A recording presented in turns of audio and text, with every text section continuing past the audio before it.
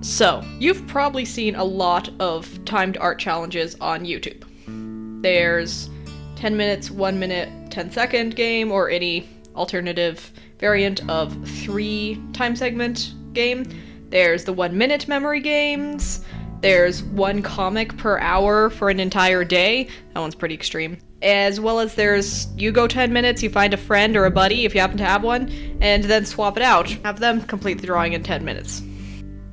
These all seem pretty exciting, and they're all pretty fun, so do they actually do anything? Do any of these challenges actually work? Do they help your art skills in any way? And the short answer is yes. The longer answer is yes for a few things and a few reasons. So the most obvious answer to this is, of course it helps. When you're doing 10 minutes, 1 minute, 10 seconds, or 1 minute memory games, or things like that, or you have to do something every hour on the hour, if you actually stick consistently to it, is that it's given you a game plan and it's given you a deadline and a time segment. It's forcing you to not wait or procrastinate on the thing because you know when you need to do it and you know when you need to complete it. Right now. You need to finish right now because you only have so much time. You can't really procrastinate and wait to do it if you decided to do it this instant. There's not really much excuses. It kind of lays everything bare right there. And if you're a failure, well, there's not exactly a failure. The point of it is to just see where you get within that time frame. So it helps out with that quite a bit. Additionally, it helps by narrowing down your process. Now, am I saying that secretly somehow 10 seconds is optimal, or secretly somehow 1 minute is all that you need to make the perfect piece of art and you never knew that before and you'll somehow find out with this challenge? No. Or rather, not necessarily. I mean, maybe it works for you. Maybe you can make art in 10 seconds. I cannot, but I mean, if you find out something about yourself, that is awesome, man. That is super cool. But what I think it does show is it shows you how long you need to take on certain things, how long you actually need to take, or how short it can be. There's a certain process of thought that if you give yourself all the time in the world, and if you open yourself up for having a longer time frame, the project will expand. Whatever you're working on, it'll expand to fit within that time frame. Give yourself 5 snooze button hits to get out of bed, it will take 5 snooze button hits to get out of bed. Give yourself a year to complete the project, it will take you around a year to get where you think you'll get with the project. Give yourself a month to complete the project. If it really is that much of a deadline, you're going to spit out some version of it within a month. I don't know whether or not it'll be good or bad. That depends on you, that depends on your scope. But what I think it shows you is which time frame is optimal for you. Because sometimes, without realizing it, you actually do work faster. Things come out maybe more fluid, maybe the gestures are nicer, maybe you get too persnickety over small details that don't actually matter, which is one of the things. That's the next thing that I'll talk about. Or maybe you find out there is a limit. Maybe you move too fast in certain areas. You really do need a longer time frame, and you can find that out, so you don't have to punish yourself and stress over, am I going fast enough? No, you found that out.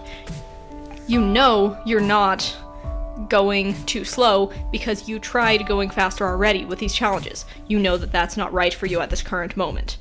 Now that might change because art is a journey and art evolves and you evolve with it, but for right now you know where you're at. You know what your comfort zone is, you know what produces better results, whether it's that you actually need to pick up the speed and you need to be challenging yourself to make art faster, or whether it be that you found your correct time frame, you already have it, you just maybe make the process more fluid, or whether it's that you figured out that you're stressing too much and you're going too fast and it's making you make mistakes and cut corners where you really shouldn't and you need to slow down. So that's another thing that I'd say they do. The third thing is it shows you where you get caught up in waffling. So when you have only 10 minutes, 1 minute, etc. to be able to do something, or in the case of 1 comic per hour for the entire day, that forces you to see where you've been taking too long in your process. It really shoves you into the mental idea of streamlining everything, because maybe you find out, oh, I'm not actually doing that much discovery process or laying out bones work with my sketches. I'm just kind of flailing around a bit, or I'm getting too caught up in some of the details of the sketch that aren't necessary, where I should be just focusing initially on getting the bones out, making sure everything's structurally right. Maybe you realize, oh, I spend way too much time just detailing absolutely all the tiny little scales on this tiny lizard's tail. And in reality, I mean, the lizard's just a small rainforest creature in a corner of a painting, and you maybe should be spending more time on the hero facing the dragon in the jungle, or something of that sort. Like, basically, and I'm not saying that it's any one of these things, or maybe it's all of them, but you find out where you are overthinking things in your process, where certain things are unnecessary. Maybe you thought that certain layers or certain effects that you did were really, really necessary, and then you found out, oh, most of the brunt of that is actually done in the second pass I go over, and this first pass actually isn't really needed for the process. All of that is the second detailing. So I can cut that part out and just do my base flats, get my shapes out, and then go straight into shading. It depends. I can't tell you what's optimal for you, but what I can tell you is you are your own best coach and teacher for finding out what is holding you back and what is making things take too long. And you find out by putting artificial time constraints, by putting all these time pressures and these challenges and these deadlines.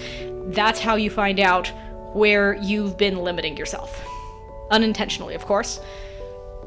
And also to find out where you really excel, find out which parts of the process really makes everything come together, because sometimes with these challenges, it looks terrible, you feel like you're not going to make it and it's going to come out terrible by the end of it, and then suddenly use one technique or a certain minute mark hits, and suddenly it all comes together, and it looks fine, and maybe you even have a little bit of time left over at the end. And you don't know which parts make everything come together for you, which parts are that integral to your style and your process, until you try something like this. Finally, I would say that another benefit of these games, and I like to see them as games, is that it has a gamification element, and it makes you feel very accomplished. So there is a gamification element to this, because there are other people out there that are doing these challenges. You have a time limit, you are racing against a challenge, it gives you a bit of a buzz in your brain, it kind of gives you a bit of adrenaline maybe, makes you very, very excited, it gives you something to show other people, so then you show other people, and it's a feedback loop of, I showed someone, so even if they don't like it, I had something to show for it, I started a conversation with someone, that is great. And then it makes you feel accomplished, like you have a reward. You made a thing. Hey, look, you're capable of completing a thing and making a project, and look at all the stuff you've made within that amount of time, and within a relatively short amount of time. And even if it's not your greatest work, or even if it's not like work that you necessarily like, it's a thing. You made a thing! You made a thing or several things within this short amount of time. You have something you can show yourself. Yes, I can do things. I can make things. I made things now.